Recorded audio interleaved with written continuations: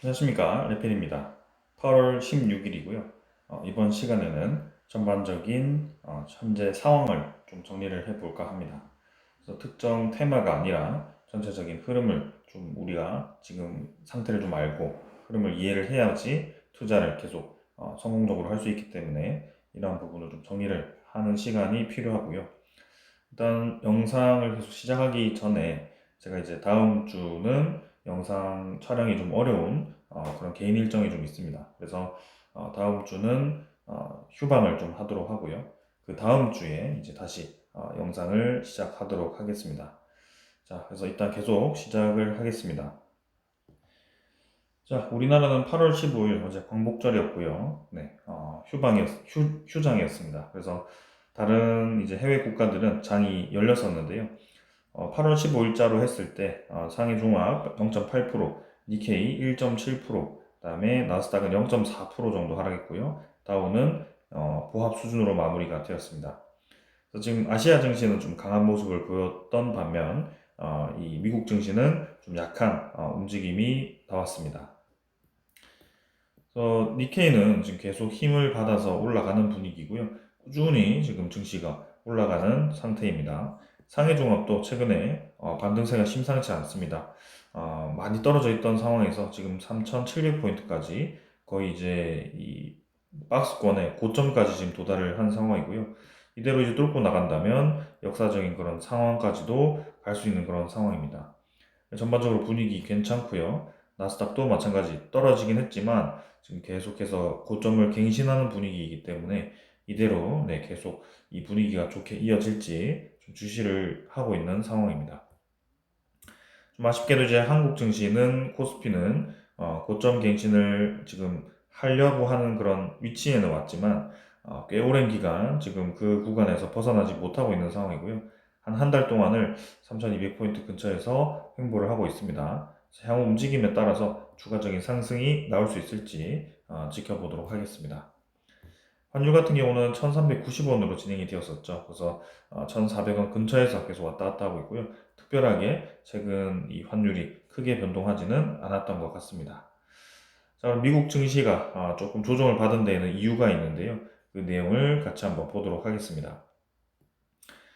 자, 우리가 주목하고 있는 지금 이제 테마들이 상당히 이제 미국 경제에 최근에 영향을 많이 받고 있습니다. 아무래도 테마들이 움직이는 데 있어서 이 미국의 과감한 그런 투자에 대한 기대감이 좀 있었거든요. 그래서 투자 기대감이 계속 불이 붙으려면 미국 경제가 결국에는 계속 화랑기가 되어야 됩니다. 이 미국 경제가 지금 상당히 우리 입장에서도 중요한 그런 상황이고 특히 한국의 수출 규모가 중국보다 최근에 미국에 대한 수출량이 많아졌기 때문에 미국의 경제가 활발해야지만 우리 경제도 잘 돌아갈 수 있는 그런 상황입니다.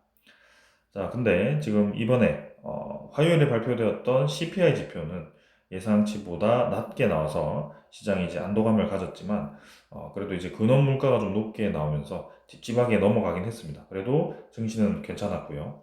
근데 이번에 발표된 이제 생산자 물가 지표가 급등을 하면서 발표가 되었고 이 9월 금리 인하에 대해서 변수가 생길 수 있다라는 내용이 나왔습니다. 목요일에 우리나라가 휴장일 때 미국은 PPI 지표가 발표가 되었습니다. 생산자 물가 지표. 근데 생산자 물가 지표가 전월 대비해서 예상치보다 한 0.7% 정도 올라갔고요.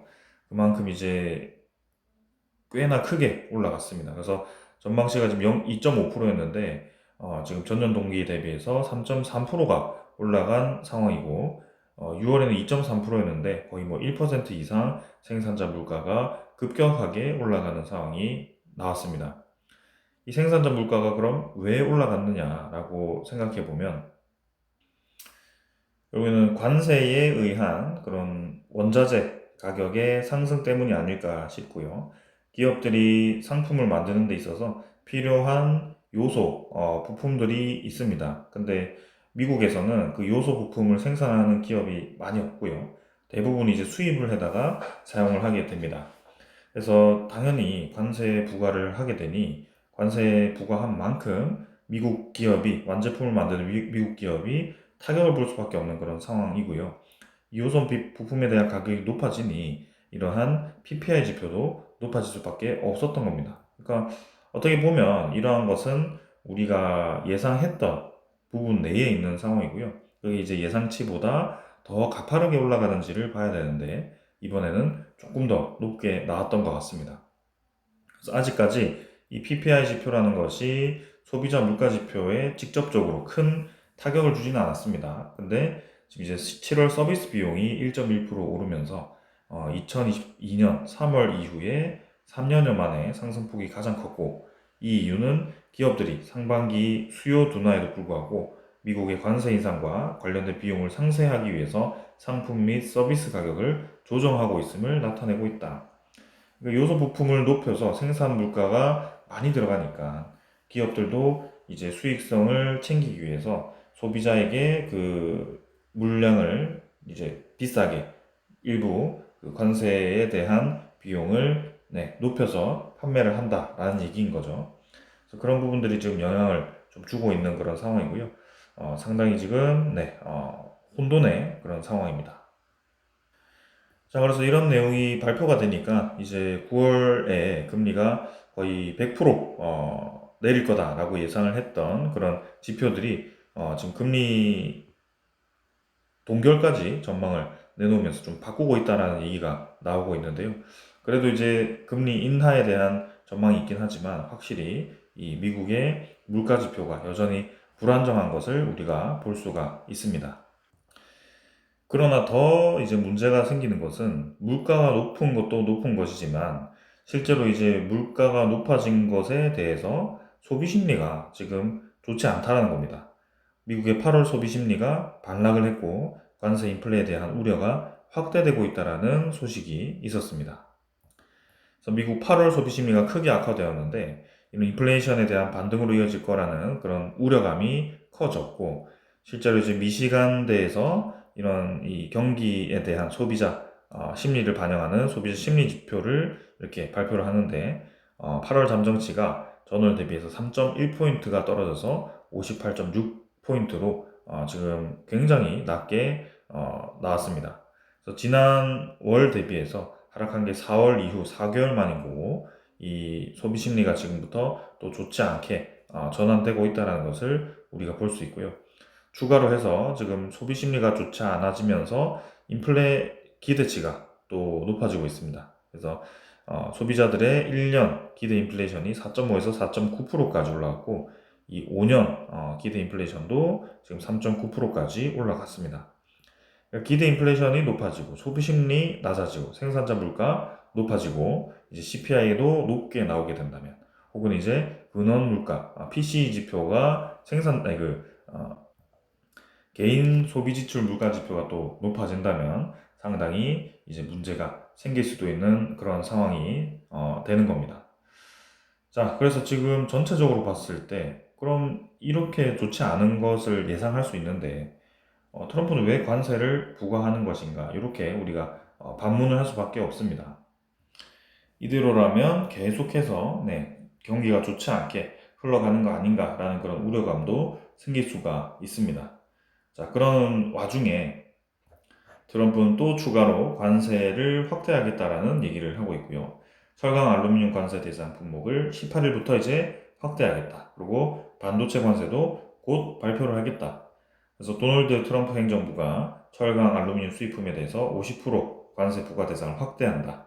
그리고 이렇게 이들 제품에 포함된 철강 알루미늄 원자재의 가치에 50% 가치가 부과되고, 그러니까 철강만 있는 게 아니라 제품에 들어가는 이 원자재 가치도 50%로 때리겠다는 거죠. 그리고 그 외에도 반도체 도 마찬가지 지금 이 관세를 부과하겠다고 예고를 했고요. 우리나라 같은 경우도 이제 포항에 그런 제철 기업들이 많이 모여 있는데 이러한 기업들이 타격을 받을 수 있는 그런 상황이 생기고 있는 좀 좋지 않은 그런 상황입니다. 그래서 반도체 관세도 지금 뭐 몇십 프로 이렇게 부과하는 게 아니라 뭐 300%까지 때릴 수 있다 이런 얘기를 하면서 상당히 이제 품목 관세를 강하게 지금 압박을 하고 있는 그런 상황이고요. 반도체 관세라고 한다면 사실 해당되는 국가가 몇 개 없습니다. 한국, 그 다음에 대만, 그 다음에 뭐 일본 정도가 될까요? 독일도 좀 있을 것 같고요. 반도체 하면 생각나는 국가들이 몇 개 없기 때문에 이 국가들에 해당되는 얘기일 것 같다라는 생각이고요. 다행히도 이제 삼성전자라든지 SK 하이닉스가 미국에 이제 대규모의 그런 반도체 공장 투자 혹은 반도체 공장을 짓고 있기 때문에 이 부분에 대해서는 좀 유리하게 갈 수는 있겠지만, 근데 분명히 이제 그 300%라고 얘기를 하는 것이 300%를 공장을 짓지 않는 국가들은 300%를 때리고 공장을 짓는 국가들은 한 100% 때리겠다 이렇게 해버리면 사실 공장을 지으나 마나 하는 그런 상황인 거죠. 그래서 저렇게 기준치 자체를 높여서 얘기를 하는 거면 사실 말장난이기 때문에 이게 어떻게 될지 어떤 영향을 줄지 또 지켜봐야 되는 그런 상황입니다. 자, 그럼 지금 이 상황만 본다면 지금 미국의 기업 입장에서도 물가가 높아져서 판매 가격을 높여야 될 수밖에 없는 그런 상황이고, 그러니까 완제품을 만드는 데 들어가는 원재료 가격이 높아지니까 이 자체가 손해인 거죠. 그래서 완제품을 비싸게 팔 수밖에 없는 상황이 생긴 거고, 그러면 그 입장에서 이제 미국의 소비자 입장에서는 물가가 또 높아지니까 또 그런 부분이 마음에 안 드는 거죠. 그러니까 앞으로 이제 소비를 할 수 있는 돈도 부족하고, 이 소비 심리가 악화되는 그런 효과가 벌어지는 겁니다. 그리고 다른 국가, 타 국가 입장에서도 이 본인들이 수출하고 있는 그런 제품에 대한 가격이 경쟁력이 떨어지게 되는 거죠. 사실 이 경쟁력이 떨어지는 것은 이 어떤 특정 국가 대비해서 떨어진다기보다는 그냥 모든 국가가 같이 경쟁력이 떨어지는 거고 다 같이 그냥 공통의 그런 손해를 보고 있는 겁니다. 그러니까 인율이 지금 떨어지고 있는 상황인 거고 미국의 이제 수출 비중이 높았던 그런 기업들이 최근에 실적 발표를 하면 수익성이 확 떨어지는 그런 기업들이 있습니다. 그래서 그런 기업들이 굉장히 이제 기분 나쁜 그런 상황입니다. 미국 기업 입장에서나 타 국가 기업 입장에서나 미국 소비자 입장에서나 이 관세 정책은 다 지금 좋지 않은 부정적인 영향을 주고 있는데 왜 이런 상황이 벌어지고 있는가라고 우리가 생각을 해볼 수밖에 없습니다. 그러면 관세를 부과하지 않고 관세를 이제 서로 깎아주면서 서로 이 무역 확대를 하고 그렇게 이제 값싼 제품들을 마구마구 이제 유입시켜서 소비자 물가를 떨어뜨려 주면 소비자도 좋고 이런 이제 기업들 완제품 만드는 기업들도 좋고 이런 제품을 제공하는 기업들도 좋지 않나 이런 생각을 우리가 할 수 있죠. 근데 문제가 이제 여기서 발생하는 겁니다. 이 소비자에게 가기 전에 이 완제품을 만들기 위해서 원재료를 제공하는 이 국가가 결국에는 최근에 들어서 중국에 대한 비중이 높아졌습니다. 자동차, 그 다음에 뭐 2차 전지, 이런 반도체, 뭐 디스플레이 등 모든 이제 그런 이 제조에 대한 시장을 이 중국이 독점을 하는 방법을 사용을 하고 있었던 겁니다. 독점하는 방법을 어떻게 하느냐? 그냥 정부에 대한 지원금을 받아서 보조금을 활용해서 생산 라인을 엄청나게 늘리게 되죠. 그 생산을 늘리게 되니 제품이 이제 쏟아져 나옵니다. 제품 수가 늘어나는데 중국 내수 시장에서 커버할 수 있는 이 수량이 제한되어 있으니 그 나머지 잉여 생산품들이 어떻게 되죠? 다 이제 해외로 팔리게 되는 겁니다. 근데 해외로 나갔더니 다른 국가들도 사실 미국에 투입되거나 미국 내에서도 이렇게 원재료를 생산하는 기업들이 있었을 텐데 워낙 이게 싸다 보니까 하나씩 하나씩 경쟁력을 잃고 망해버리는 거죠. 그래서 근데 그런 이 생산 제품을 많이 만들어서 잉여 생산품을 계속 가격을 다운시켜서 팔아버리는 그 중국도 사실상 어떻게 보면 손해를 보고 있었던 건데요. 그게 계속 중국 정부의 힘을 받아서 그렇게 시장 확대를 해왔던 겁니다. 그거를 이제 지금 미국에서 캐치를 했던 거고, 미국 트럼프가 이번에 투표를 이겼던 가장 큰 이 핵심 쟁점 중에 하나가 미국을 다시 위대하게죠. 근데 그 위대하게 하는 것은 현재 뭐 방산이라든지 그런 이제 뭐 이 금융 쪽이라든지 이런 게 아니라 미국이 예전에 옛날에 이제 있었던 그런 제조 시스템을 다시 가질 수 있도록 하겠다라는 것인데 그게 단순히 그냥 내가 갖고 싶어서 갖겠다는 것이 아니라 이렇게 원천으로 제공하는 이 제조 기반이 중국에게 의존도가 높아지다 보니 그런 국가 보안상에서도 문제가 생기다 보니 이런 식으로 이 본인들만의 이제 본인들이 직접 생산하겠다라는 그런 얘기를 하고 있는 겁니다.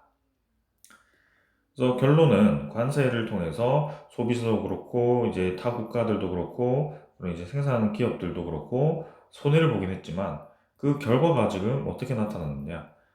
대미 투자로 나타나고 있다. 그래서 많은 기업들, 많은 국가들이 미국에게 생산 기지를 제공하고 있는 거고요. 이게 지금 관세를 통해서 만들어낸 결과물입니다.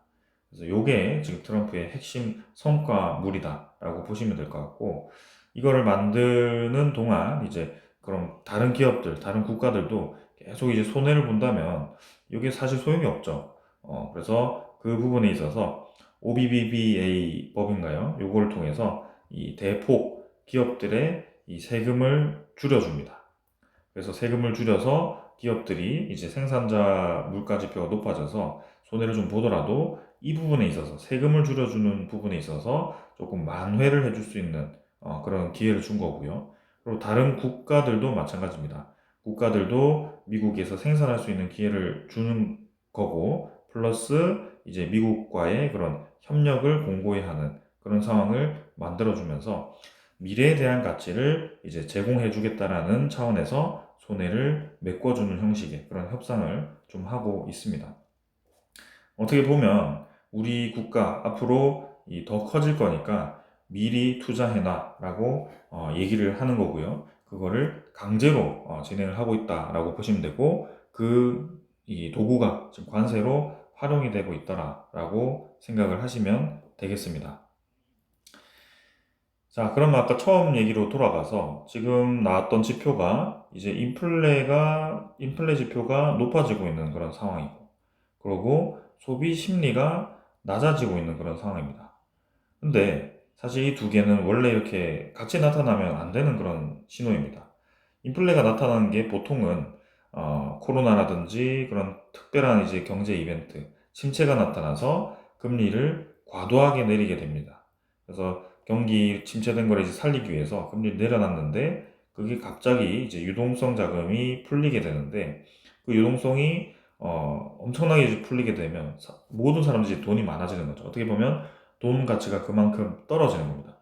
내가 이 사과를 한 100개 정도 생산하던 사람이었는데 100개 그냥 내놨는데 이제 서로 사려고 하다 보니 내가 2만 원에 사겠다, 3만 원에 사겠다는 사람들이 생기는 거죠. 그런 식으로 이제 가격이 올라가게 되는데요. 그게 인플레입니다.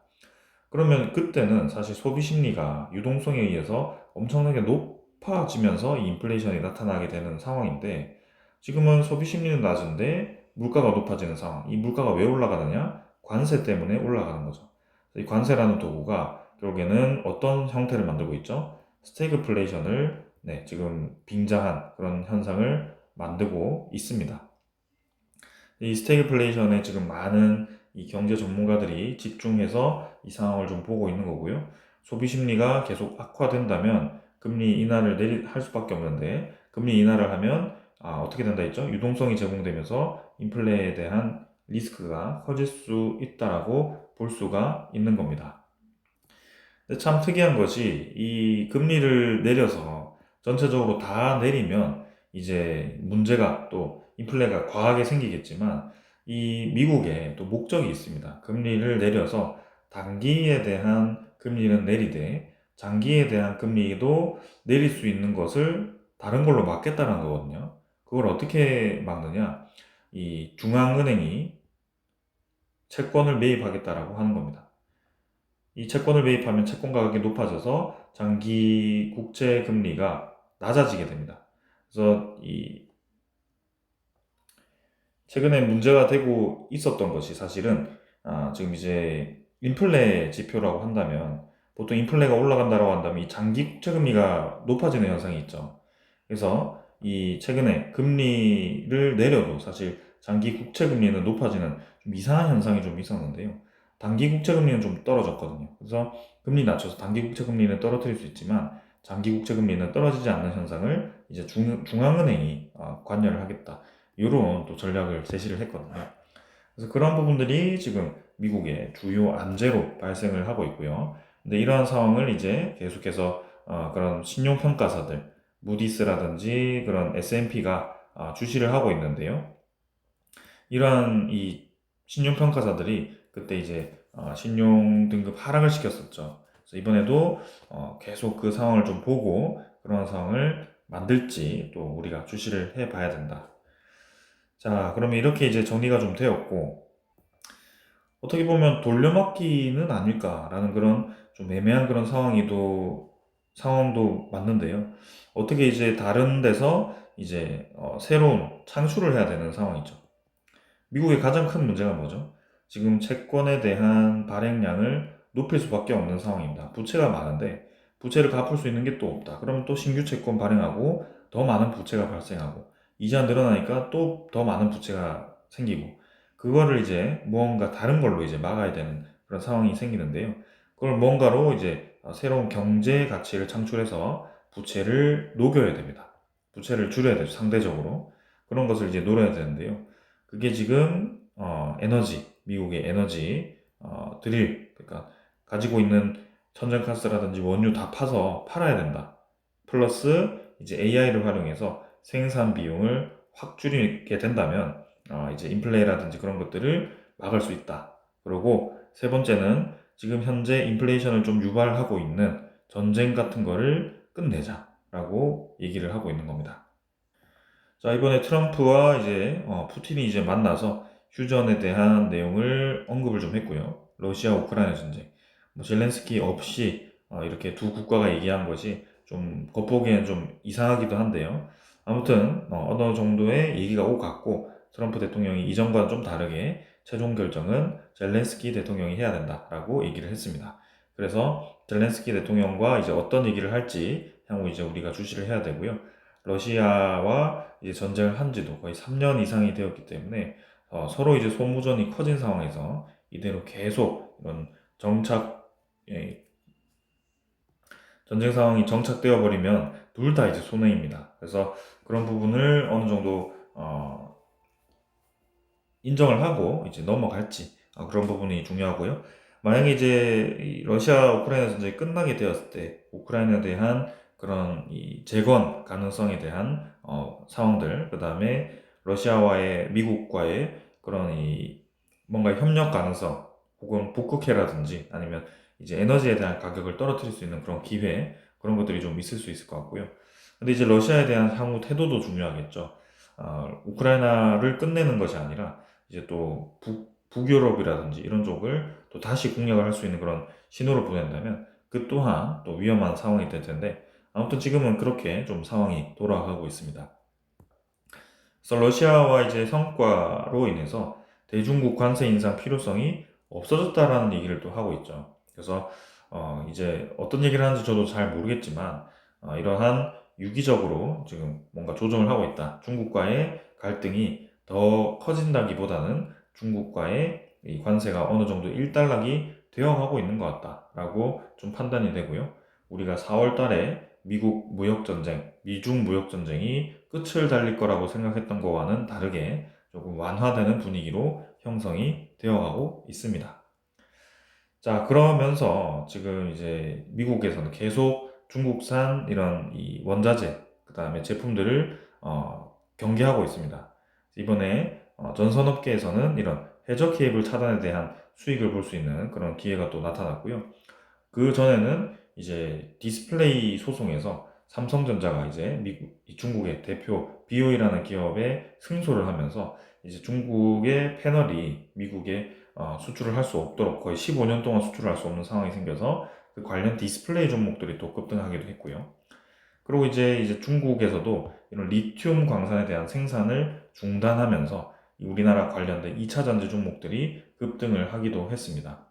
특히 이제 그 관련 이제 LNF라든지 아니면 그 포스코 퓨처엠 그리고 에코프로비엠 이런 기업들이 특히 많이 올랐고요.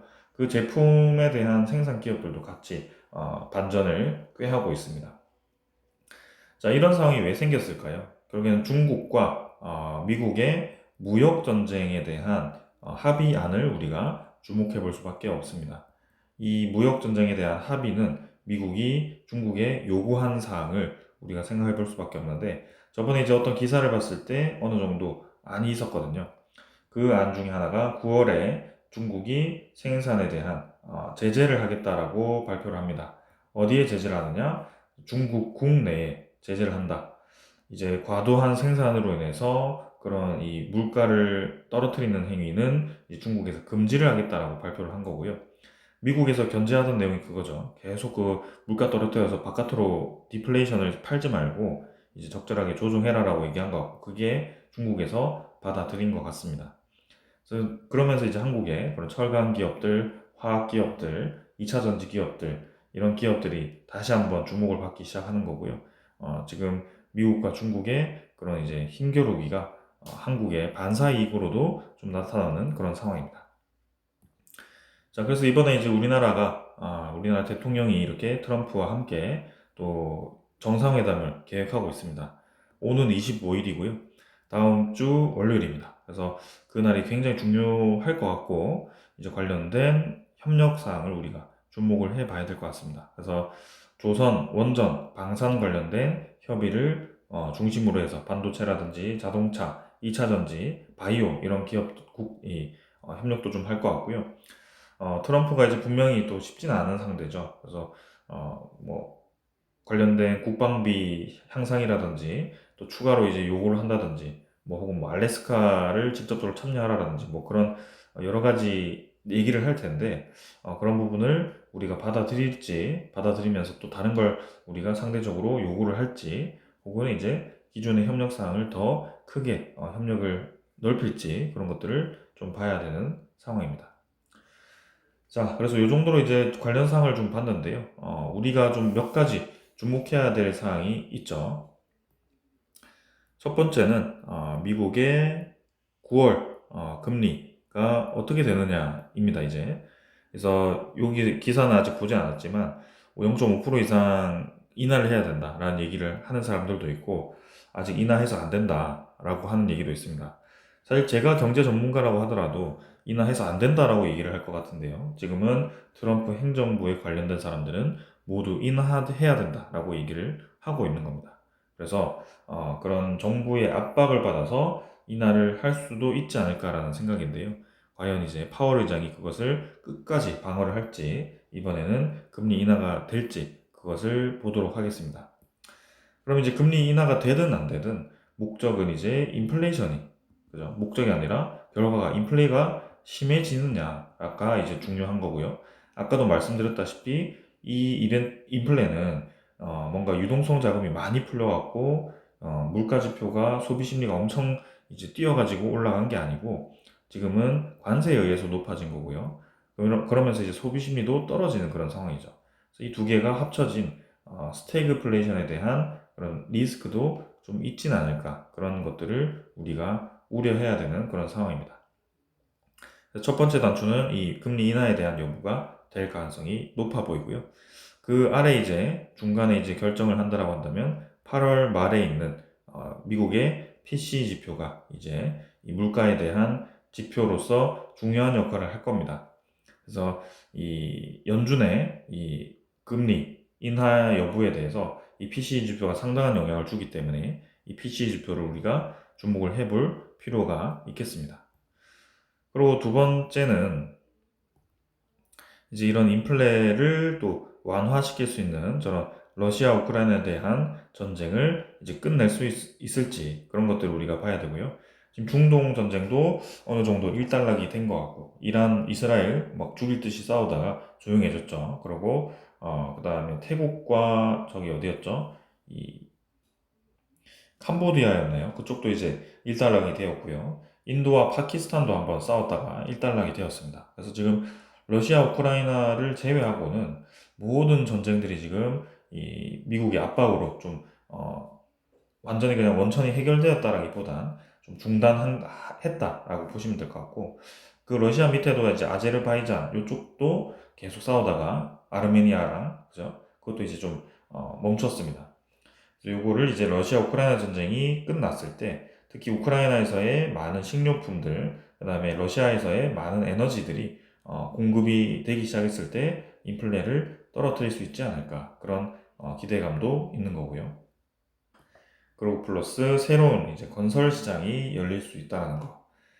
그 다음에 세 번째는 이제 새로운 창출이죠. AI에 대한 시장성이 계속 이제 좋아지면서 모든 이제 생산성을 좋게 만들고 기업들이 이 AI를 쓸 수밖에 없는 그런 상황이 만들어지면서 AI에 대한 투자가 대폭 늘어나고 그 투자가 늘어난 만큼 바로바로 이 생산성의 이 이익으로 뭔가 시장을 만들어낸다면 그게 결국에는 새로운 시장을 만들고 새로운 돈을 만드는 것이겠죠. 이거를 활용해서 부채를 막겠다라는 것이 미국의 이 목적이고요. 거기에 이제 뭐 비트코인도 좀 포함이 되어 있긴 합니다. 새로운 이제 자금 출처 이런 것들도 포함되어 있어서 아무튼 유기적으로 이제 새로운 시장이 어떻게 되느냐가 중요할 것 같습니다. 자, 그래서 이런 부분들을 주목하면서 우리가 계속 상황을 좀 봐야 될 것 같고요. 아까도 말씀드렸다시피 몇 가지 힌트를 드렸습니다. 중국의 과잉 생산을 막는 상황들이 우리나라의 관련 기업들의 반등을 지금 보여주고 있는 거고요. 특히 2차 전지는 그 수혜를 지금 많이 받아서 이미 많이 상승했습니다. 근데 화학 관련된 기업들은 아직 상승을 하지 않은 상황이고요. 철강 같은 경우도 좀 상승을 했는데 최근에 이제 관세의 영향 때문에 수익성이 좀 떨어진 그런 영향도 좀 있습니다. 그래서 그런 종목들도 우리가 좀 주시를 해봐야 될 것 같고요. 그다음에 조선, 방산, 그다음에 원전은 이제 미국과 직접 협력을 하는 테마이고 상반기에 강했지만 하반기에도 상당히 힘을 받을 가능성이 높다. 왜냐하면 이제는 그런 기대감으로 상반기에 힘을 받았더라면 이제는 직접적으로 미국과 구체적인 협력을 시작한다는 점에서 하반기에도 주목을 받을 가능성이 있다. 그리고 이제 반도체 같은 경우는 이제 미국과 마찬가지 직접 협력을 시작했고 삼성전자가 특히 테슬라와 이 TSMC를 제끼고 협력을 하기 시작했고요. SK하이닉스도 HBM의 강자이고요. 그런 면에서 우리나라 반도체 기업들도 이제 미국과의 협력 관계가 점점 커지고 있다. 이런 부분을 이제 주목하면서 하반기 시장을 준비를 하면 될 것 같습니다.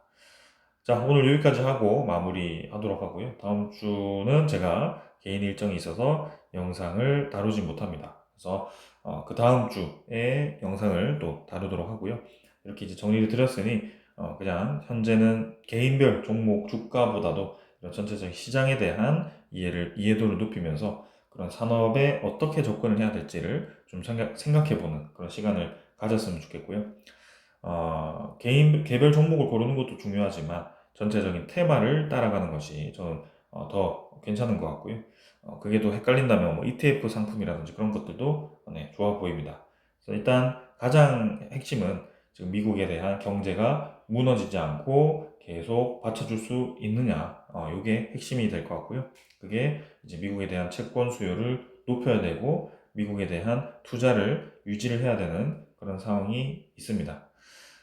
그리고 이제 말씀드리지 않았던 게 있는데요. 중국 경제가 좀 둔화되는 그런 조짐이 보이고 있습니다. 그래서 이러한 조짐 때문에 중국에서도 디플레이션을 이제 막는 그런 조치를 좀 하는 것 같고요.